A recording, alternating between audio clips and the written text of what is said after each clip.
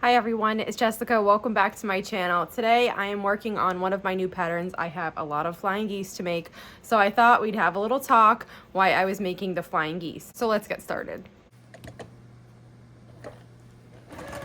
Today I am working on the sample for one of my new quilt patterns, and I need to make a bunch of flying geese. So I thought that while I was working on these, we'd have a little chat. I'm doing stitch and flip flying geese. I love this method. It does generate some cutoffs, and sometimes those feel hard to use, so it just depends on what quilt I'm making, if I'm going to do this method and save the cutoffs for future projects, or if I'm going to do the 4 at a time method for flying geese, and those have no cutoffs or no, extra fabric left over. You use it all on those. So I flitter between both of them. If I had to pick one method, I'd probably pick this one. It's so simple and I don't have to think when I do it. But if I want to pick a method for being, the most efficient, it'd be the 4 at a time. So I'm not sure how exactly I'll write this pattern, if I'll write it for stitch and flip, if I'll write it for 4 at a time. They both work perfectly. So I am making them this way, but when I'm writing it, I'm going to consider both ways.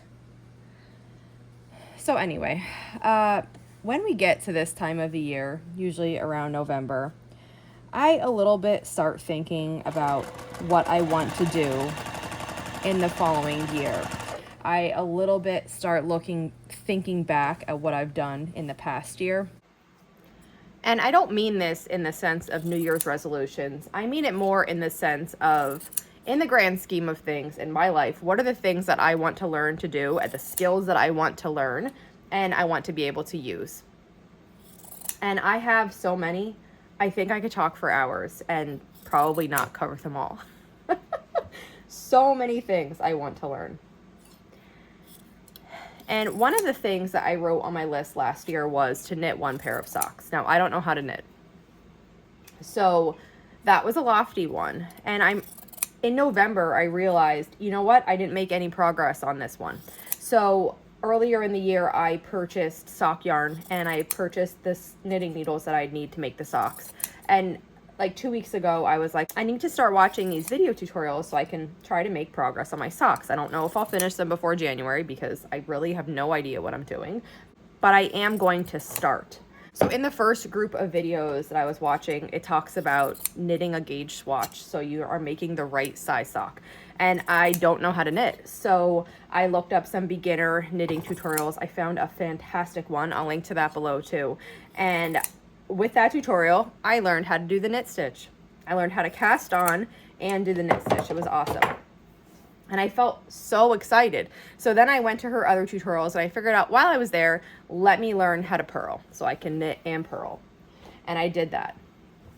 I just finished all these flying geese and I'm going to make the other color. I need them in this color too. So I did the purl stitch, and then I thought, okay, I can either go on to the sock now or I can just practice a little bit more.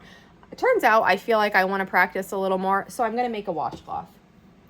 I started this last night. I only have I'm still learning how to count the rows. I think I did 2 rows. So I'll make a washcloth. After I'm finished with the washcloth, then I'll go on to the socks, and I'll see if I have all the knowledge that I need to make the socks. When I was learning about this sock tutorial, I was under the impression it was for the extreme beginner, and I think it is for the extreme beginner of sock knitting, not just knitting. So I'm covering my bases with kind of learning a little bit more about knitting, and then I will go to the sock. Hopefully that turns out. Now, in addition to socks, I have so many other things that I want to learn, and I'm kind of thinking about the list that I want to make for next year. And I actually think I'm going to do this in a twofold type of way. One, general list of like all time that I can just keep adding to when I find things, like what I want to learn, period. And then I will try to break it down into what can I learn next year. And I can go from that master list and just add or take away as I see fit. And then I can build my coming year's list from that master list. So like I said, I could talk for hours, but a few things I have right at the forefront of the list: the socks. I want to learn basket weaving, pine needle basket weaving, and like willow basket weaving. So I'm going to be looking for kits on those with some instructions so I can teach myself how to do that. I want to practice drawing digitally in Procreate and Adobe Illustrator. I'm not great at drawing. It's never something that I've practiced enough to be good at. But since I've been starting to design fabric and I've been starting my collections with hand drawings, I want to get better at it. And what I've come to learn specifically with quilting is that I have people say to me all the time, "You are so lucky. You're so good at quilting. Like, what natural talent?" And I don't believe in natural talent. I mean, there's sometimes people have like an inclination towards something, like someone might be artsy, or someone, you know, might gravitate toward a specific subject. But I am good at quilting because I've quilted every single day for 8 years. That's why I'm good. When I started, I wasn't good. I got good by practicing. And I see now how that applies to everything. There are people who are amazing fabric designers, but they started at the beginning too. And some people might feel like they have to work harder than other people to get where they want to be, to develop those skills. Like if someone naturally has a steady hand, they might be able to draw something a little bit easier. But practice is practice. And no matter where you're at, you can get to where you want to be by putting in the time. It's hard to put in the time on something that you're not good at. Like I would say I'm not good at drawing. So when I want to draw a tree, for example, and I don't like how it looks, it doesn't make me want to draw more trees. It makes me want to stop. But I have to push beyond that and just draw anyway, because every single time you draw, just like every single time you sew, you improve a little bit. So drawing both with pen and paper and digitally is on my list. I also want to learn a lot more in my garden. So if you haven't heard me talk about it in other videos, I cook and bake, I preserve food, I start my garden from seeds every year. I love doing that kitchen work, growing my food and you know, enjoying it. Originally, I used to just grow vegetables. Then I started adding some fruits in, and 2 years ago I added flowers in. I still have so much to learn about the fruit and the flower portion, and even the vegetables. But I do know a lot about that because I've done it for so long, but you can always learn more. So there's a lot that I need to learn in those areas that I'm putting on my list. And I've always had just this romancing of the idea from taking something at its very beginning stages and making it into something else. So for example, you know, the social media god smiled on me and showed me this video the other day that really just piqued my interest. And it was of this wonderful lady who earlier in this year decided to grow flax in her yard, in her garden, and you know, filling the whole garden with flax. And then she is harvesting the flax. She's working the flax to turn it into linen. And then she's going to spin the linen and make a dress. And back when I crocheted and I did a lot of fiber work, like I always used to think, well, what if I could have some sheep and then I could process their wool and turn it into yarn? Like I was so drawn to that idea. And it was never something that at that time I could do. And I still can't do it right now. I can't have sheep right now. But what I'm realizing is because I can't have it now doesn't mean I can't have it ever. So the idea of growing flax and turning it into linen renewed the spark that I have inside. To some people, that idea probably sounds insane. But to me, it sounds interesting and it's something I want to try. When I'm making my list, I'm going to try to keep in mind that I can try anything, or I can write down anything. Even if it doesn't seem plausible right now, I can write down anything on my list and then slowly take steps toward learning how to do that. So I have a notebook. I'm going to start writing my list, and I'll add to it as time goes. And meanwhile, I'm going to keep learning how to knit and try to work on these socks. Some of the other things, just a few to just name some. I want to learn how to make candles and soap.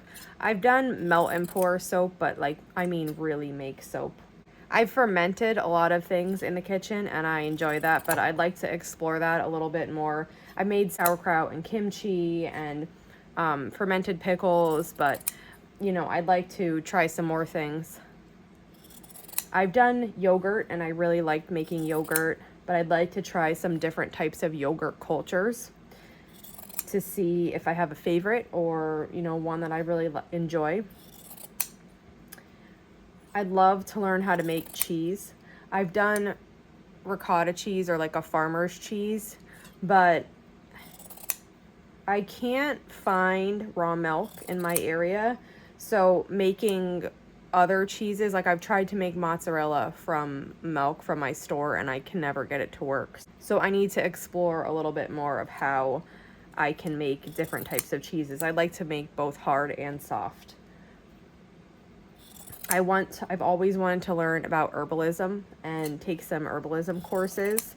I grow a lot of herbs and I add a lot of herbs to my garden every year, a lot of them perennial, and I don't know how to use them in an herbalist way, so I'd like to learn more about that. I already mentioned that I grow flowers, but I would like to learn more about different types of flowers and growing them.